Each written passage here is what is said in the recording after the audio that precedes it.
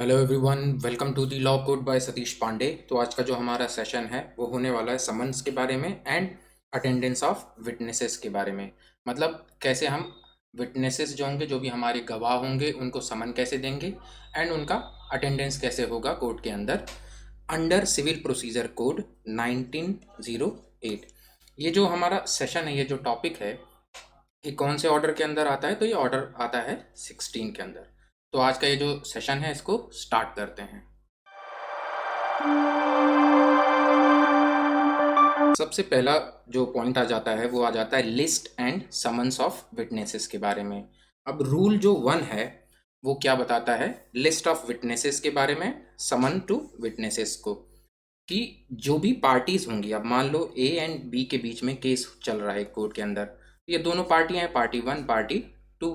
दोनों पार्टी जो हैं अपने केस के लिए जो भी विटनेसेस या जो भी गवाह होंगे वो उनकी एक लिस्ट जो है कोर्ट के अंदर 15 दिन के अंदर प्रेजेंट करेंगी। नेक्स्ट स्टेप आ जाता है, फिर वो लोग समन्स के लिए अप्लाई करेंगी। अब उनको बुलाना भी तो पड़ेगा, तो समन्स के लिए अप्लाई करेंगी और ये भी बताएंगे कि उन विटनेसेस जो भी गवाह हैं उनके पर्पस क्या हैं। क्या वो सिर्फ डॉक्यूमेंट्स प्रोडक्शन के लिए हैं या फिर वो एविडेंस भी प्रोवाइड करेंगे। नेक्स्ट पॉइंट आ जाता है कि जो हमारा कोर्ट है वो ऐसे भी कोई विटनेस है या गवाह है उसको समन कर सकता है जो कि लिस्ट में नहीं है। किसकी लिस्ट में? ना तो ए की लिस्ट में है, ना तो जो प्लेंटिफ है उसकी लिस्ट में है, ना तो डिफेंडेंट की लिस्ट में है। तो कोर्ट ऐसे भी किसी गवाह को समन कर सकती है, बुला सकती है, जो कि लिस्ट में नहीं है, अगर सफिशिएंट कॉज जो है कोर्ट को दिखता है तो। अब ये जो हमारी समन्स है, इनको जो भी पार्टी है वो एप्लीकेशन के थ्रू 5 दिन के अंदर ले सकती है कोर्ट से, आफ्टर फाइलिंग द लिस्ट। अब नेक्स्ट पॉइंट आ जाता है हमारा एक्सपेंसेस ऑफ विटनेसेस के बारे में, जो कि रूल 2 से रूल 4 के अंदर कवर किया जा रहा है। अब इसमें होता क्या है कि जो भी पार्टी जो है वो विटनेसेस को बुला रही है तो उसे कोर्ट में एक अमाउंट जो है वो पे करना पड़ता है। किस चीज़ के लिए? ताकि वो अमाउंट जो है विटनेसेस की ट्रैवल एक्सपेंसेस को कवर कर सके। और ये जो अमाउंट है उसे एक दिन पहले पे करना होता है। कौन से दिन से पहले?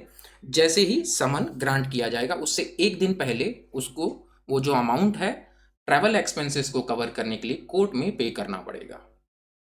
नेक्स्ट आ जाता है कि अब अगर कोई एक्सपर्ट की राय ले रहे हैं आप केस के अंदर, तो एक रीजनेबल अमाउंट उसको भी पे करना पड़ेगा उसके एक्सपर्ट वर्क के लिए। ये कहाँ पे मेंशन है? रूल 2 के पार्ट 2 के अंदर। अब अगर कोई ऐसा विटनेस है जिसको पार्टी द्वारा डायरेक्टली बुलाया गया, मान लो ए एंड बी के बीच में केस चल रहा है। अब ए ने मान लो किसी पर्सन को डायरेक्टली समन किया है या डायरेक्टली बुलाया है, तो वो उसको डायरेक्टली पे करेगा। नेक्स्ट पॉइंट ये आ जाता है कि अब अगर इनसफिशियंट डिपॉजिट, आप मतलब कि जो जितने पैसे देने चाहिए थे आपको कोर्ट के अंदर, आपने उतने पैसे नहीं पे किए विटनेसेस को बुलाने के लिए, तो जो आपका केस है वो एडजर्न किया जा सकता है, विटनेसेस को डिस्चार्ज किया जा सकता है, या फिर जो भी आपकी प्रॉपर्टी है उसको जब्त किया जा सकता है। किस चीज़ के लिए? ताकि वो जो कॉस्ट है विटनेसेस के ट्रैवल एक्सपेंसेस के, जो भी कॉस्ट है उसको रिकवर किया जा सके। नेक्स्ट पॉइंट आ जाता है, अब अगर कोई भी ऐसा विटनेस है जिसको एक दिन से ज़्यादा रखा जा रहा है तो फर्दर जो भी एक्सपेंसेस हैं वो उसको डिपॉजिट करना कोर्ट के अंदर जरूरी है। नेक्स्ट आ जाता है हमारा contents and service of summons के बारे में। ये कहाँ कवर किया जा रहा है? रूल 5 से लेकर रूल 7 तक। अब रूल 5 क्या बताता है कि जो भी आप समन जो है विटनेसेस को भेजोगे तो उसमें कौन से टाइम पे बुलाना है, कौन सी जगह पे बुलाना है, और उन विटनेसेस के पर्पस क्या है ये जरूर उसके अंदर लिखे होने चाहिए। यहाँ पर्पस से क्या मतलब है कि क्या वो कोर्ट में आ रहे हैं एविडेंस प्रोड्यूस करने के लिए, या फिर सिर्फ वो डॉक्यूमेंट्स देने आ रहे हैं। तो उनका पर्पस भी उस समन के अंदर साफ साफ लिखा होना चाहिए। रूल नंबर 6 क्या बताता है कि एक कोई भी विटनेस है वो सिर्फ डॉक्यूमेंट प्रोडक्शन के लिए भी आ सकता है, उसमें उसका पर्सनली प्रेजेंट रहना या उसका पर्सनल अटेंडेंस जरूरी नहीं है। अब जो भी समन्स हैं, जो भी समन आप विटनेसेस के लिए भेज रहे हैं, वो एकदम एग्जैक्टली या सिमिलरली कैसे होना चाहिए जैसे समन भेजा जाता है डिफेंडेंट को। तो ये हमारा मेंशन्ड है रूल 7 के अंदर, ताकि जो भी विटनेसेस हैं और एक ठीक ठाक समय मिलना चाहिए उनको विटनेसेस को, ताकि वो अपनी प्रिपरेशन कर सकें और ट्रैवलिंग को प्लान कर सकें। नेक्स्ट पॉइंट आ जाता है हमारा अटेंडेंस एंड एनफोर्समेंट के बारे में, जो कि कवर किया जा रहा है रूल 10 से लेकर 16 तक। अब रूल 10 हमें क्या बताता है कि जो भी समन जो है, अगर वो विटनेसेस को भेजा गया है और विटनेसेस जो हैं वो अटेंड नहीं कर पाते हैं, वो जो भी हियरिंग है उसको अटेंड नहीं करते हैं, या फिर अगर उनको सिर्फ डॉक्यूमेंट प्रोड्यूस करने के लिए बुलाया गया था तो वो डॉक्यूमेंट भी प्रोड्यूस नहीं करते हैं, तब क्या होगा? तो हमारा जो कोर्ट है सबसे पहले तो वो ये एग्जामिन करेगा, वो ये जानेगा क्या वो जो विटनेस को समन जो है वो प्रॉपरली सर्विस हुआ था, मिला था या नहीं मिला था। अब ये जो सर्विस है इसके बारे में कौन उसको बता सकता है? जो भी सर्विंग ऑफिसर है या जो भी पार्टी है। तो सबसे पहले हमारा जो कोर्ट है वो ये चेक करेगा कि विटनेस को समन जो है वो मिला भी है या नहीं मिला है, पहले तो वो ये चेक करेगा। नेक्स्ट पॉइंट हमें ये बताता है कि अब अगर कोर्ट को ऐसा लगता है कि वो जो विटनेस का अटेंडेंस है और जो भी डॉक्यूमेंट प्रोडक्शन है वो इम्पॉर्टेंट है, या फिर बिना कोई रीजनेबल रीज़न के जो हमारा विटनेस है वो कोर्ट में नहीं उपस्थित हो पाया, तो वो उसके खिलाफ एक प्रोक्लेमेशन जो है वो इशू कर सकता है, जिसमें ये बोला जाएगा कि उस जो विटनेस है उसको कोर्ट में उपस्थित होना ही पड़ेगा। नेक्स्ट आ जाता है कि अब अगर जो भी हमारा विटनेस है उसके बाद भी कोर्ट में प्रेजेंट नहीं होता है, तो फिर उसके खिलाफ वारंट इशू हो सकता है और उसकी जो प्रॉपर्टी है उसे जब्त किया जा सकता है, उसको अटैच किया जा सकता है। अब पॉइंट नंबर 2 जो है हमें ये बताता है कि उसकी जो प्रॉपर्टी जो जब्त हो गई थी उसके ऊपर ये जो अटैचमेंट है उसको लिफ्ट भी किया जा सकता है। अब अगर जो हमारा विटनेस है वो ये प्रूव कर देता है कि sir due to certain reason, मैं एक लॉफुल रीज़न प्रोवाइड करता है कोर्ट को कि भाई मैं इस रीज़न की वजह से मैं कोर्ट में उपस्थित नहीं हो पाया था, तो उसकी जो प्रॉपर्टी के ऊपर अटैचमेंट था वो लिफ्ट किया जा सकता है, रिमूव किया जा सकता है अंडर रूल 11। पॉइंट नंबर 3 हमें ये बताता है कि अब अगर हमारा जो विटनेस है वो अपीयर नहीं होता है कोर्ट में उस प्रोक्लेमेशन के बाद भी, तो उसके ऊपर 500 रुपए तक जो फाइन है वो इम्पोज किया जा सकता है और उसकी जो प्रॉपर्टी है उसको भी बेचा जा सकता है।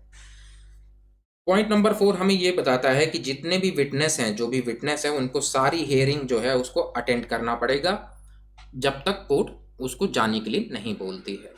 पॉइंट नंबर 5 जो है हमें ये बताता है कि court can require to furnish security. अब यहाँ सिक्योरिटी किस चीज़ के लिए कोर्ट मांग रहा है? विटनेस से, ताकि जो भी फ्यूचर हियरिंग में अगर उसको बुलाना होगा तो कोर्ट क्या करेगा, उसे एक मॉनिटरी या अदर फॉर्म्स ऑफ सिक्योरिटी रख लेगा, ताकि अगर फ्यूचर में उसको बुलाना होगा तो वो कोर्ट में उपस्थित हो सकेगा।